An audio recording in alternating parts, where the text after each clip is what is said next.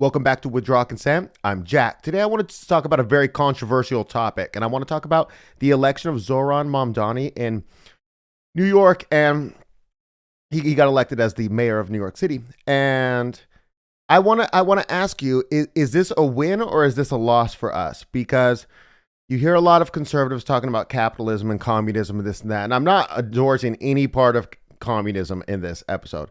There's not even a single thing that I could think of. I even pondered it for this episode. If I could find some redeeming quality that I could say, well, I can't find anything. So don't infer anything from that I'm saying. But you get all these people on the right and conservatives and stuff, and they say, well, this is a terrible loss, this and that. Well, is it? Who is it a loss for is my question. Like, who lost? And in my opinion, the establishment lost, the system lost, the duopoly lost.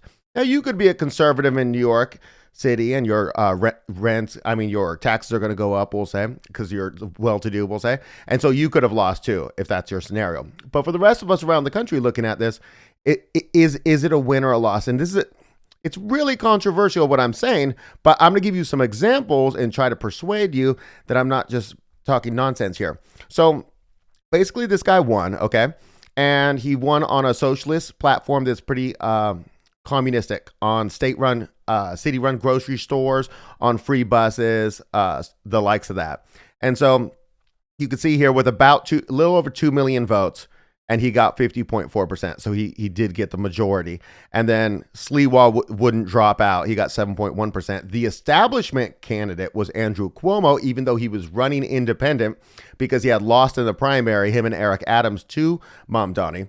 And so basically, let me give you my pitch on this, okay? So if you've been following this, Jamal Bowman was a squad member, kind of a commie, right? And he got ousted. Was that a win or a loss for us? Was that a win or a loss for the establishment? And I argue that I'm no fan of Jamal Bowman or his views on anything, but that it was a win for the establishment that he got kicked out, and it was a loss for us. Let me explain. So if you go to second reference below, this is Jamal Bowman, and he's the guy who pulled the fire alarm during the hearing. I mean, I'm not saying he's not a scumbag, but I'm just saying that, so what he did wrong is he criticized Israel, and he criticized their genocide in Gaza, okay? And so then the AIPAC agreed to primary him. So they put this guy, George Latimer, who's a complete establishment guy, and he got 58.7%, and they primaried out Jamal Bowman, who only got 41.3%. But look at these numbers here. Look at these numbers. That's 77,000 and a little bit over votes. That's all. And 45,000 for Latimer. This was the most expensive House race in history. Look at this. A leading pro-Israel group spent more than $14 million on TV ads to unseat him. And as the results rolled in, it became clear that AIPAC and its super PAC United Democracy Project, which we just talked about in a recent episode, had succeeded in making an example of the two-term member of Congress for routinely criticizing the Israeli offensive in Gaza. And my point here is who won and who lost off of that, you know? And it's my opinion that we lost. You might say, well, why? Because this guy's he's a squad member, and all the people who were trying to get you like, hey, buy into the duopoly, just hate the squad. Okay, well, do we hate them or not? We don't like their views. We don't agree with their political views, but check out the third reference below. Look at this. AOC teams up with Florida Republican Rep. Anna Paulina Luna for bill capping credit card interest at 10%. So this is Alexandria Ocasio-Cortez of the squad getting together to do a bipartisan bill with Anna Paulina Luna to cap credit card interest at 10%. Would that be a good thing or a bad thing? Undoubtedly, it would be a good thing for all Americans, you know? We don't agree with AOC's views on politics in general, we'll say. But we do agree with her on specific things, such as capping credit card interest at 10%. I mean, I would say 5% would be great. Usury sucks. But this would be a step in the right direction. You may say, hey, Jack, this is never going to pass, though. You know, that would never pass. Okay, I agree. Kind of it wouldn't. But if you look at the next reference below, number 4, forced to vote. Do you remember this? So this is Jimmy Dore, the comedian who has a YouTube channel who he's a socialist, but I watch it, you know, not all of it, but a lot of it. And he did this movement. You can read about it below. I'm just going to tell you about it. And it was called Forced to Vote. And what happened was Democrats were in control in Congress, and they had this movement to force a vote on universal health care. And they knew it wasn't going to pass. But what they wanted is they wanted a roll call of all their own people, the Democrats, who would vote against what they say because you remember in the primary and they raised their hand, like who's for universal health care, and all the Democrats raised their hand. Okay, so Jimmy Dore's position is, let's force a vote on this. They'll vote on it and we'll see who's lying. We'll see who, because if they have the majority. So what I'm trying to pitch here is, you may say the AOC thing and the Luna thing couldn't pass, but it still shows us, it still would get us to a point where we can see who's not working for us and who is, And so I also want to make this point, like, this is the fifth reference below, right? This is when AOC became, do you remember when she won and she was just the bar girl, the waitress, and 28 years old. So this is 2018, and she unseated Joe Crowley, who was a 10-term Democrat, establishment Democrat, 10 terms, and he was the fourth most powerful person in the House, right? So was that a win or a loss for us when AOC was elected? Because I remember AOC being elected, and she didn't know what she was doing, and she was much more of a dingbat. I don't know like what to say, but she wasn't refined, and she didn't know about a lot of stuff.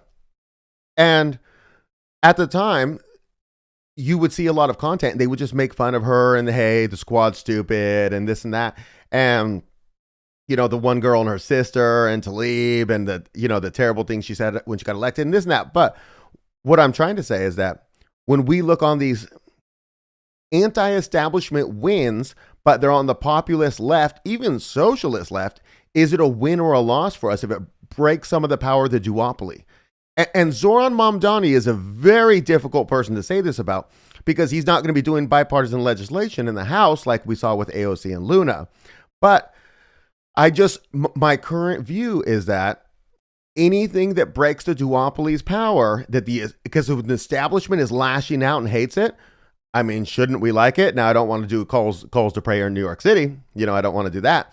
But I think this guy is going to be less. He's more run by his donors than we think.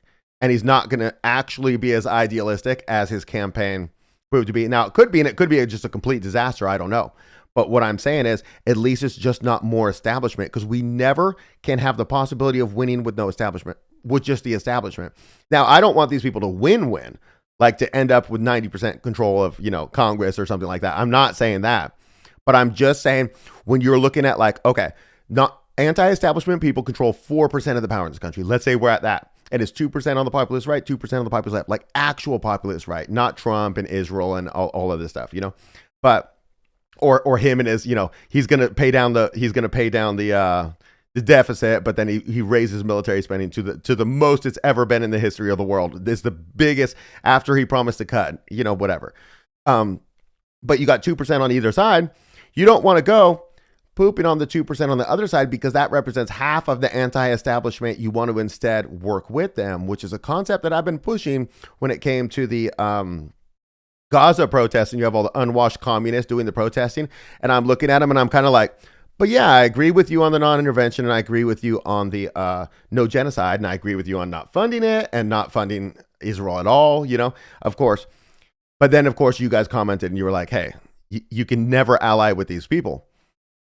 You can, because if you have 2% of the power and you're going to go against the other 2% on the populist left, instead of having, you could have doubled your power. And even if it's just to show people, like I said with the Luna and AOC thing, just to show people how ridiculous the duopoly is, and have them vote against our interests. Like if you put something forward, like something that like 80% of Americans agree on, which is paid maternity leave or paternity leave, right? Paid leave. And I know that's not a Republican position. I understand that, but it's 80%, like 80% of the people in the country want it. And of course, all the Western countries have it. And like if you know my story, we had a kid this year, and I think it's the FPLA standards are that, I'll fix that on the screen if that's not correct, are that you have to be with your employer for 1 year in order to qualify for non-paid leave. So we had a kid, and I did not qualify for non-paid leave. I'm sorry, that's ridiculous. That's insane.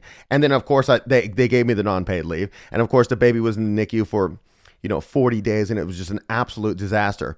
And imagine in that scenario, you're not even eligible for non-paid leave. They gave it to me and I appreciate it, But I'm just saying, if you were going to go for paid leave, and then you have both sides, both is 2%, the squad over here and the Freedom Caucus over here, or just whoever they are, I don't really care who they are, and you have them putting forward a bill like that, and then we'll just see who doesn't vote on it. And a lot of Republicans could not vote on it because it's technically not their party position, but it's 80% approved by America. And if you think about it, and you're in a country, if you don't agree with paid leave, and I don't agree with paid leave if you're a company with like 5 employees, but I'm talking like if you work for Walmart or something, like say you're in corporate in Walmart, there's no reason Walmart can't, want you to have babies for the best interest of your country. And if something goes terribly wrong, and interestingly, something did go terribly wrong, of course, with my last baby, but now she's perfect now though, and it cost us $250,000, and the state came and picked up the bill. And that's not a conservative value either, but I'm really glad they did, because I couldn't afford a $250,000 medical bill, of course.